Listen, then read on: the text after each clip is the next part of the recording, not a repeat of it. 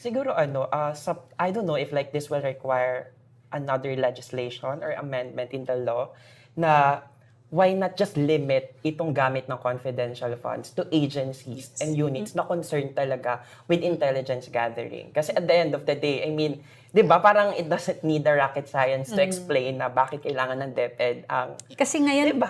parang May utang na ganun loob siya pa eh. natin sa Congress that they suddenly cave into the public clamor Yeah. at tinanggal nila. And then, yun nga, yung pagbibigay kasi ng confidential fund sa mga agencies na hindi naman talaga concerned with intelligence gathering sets a dangerous precedent.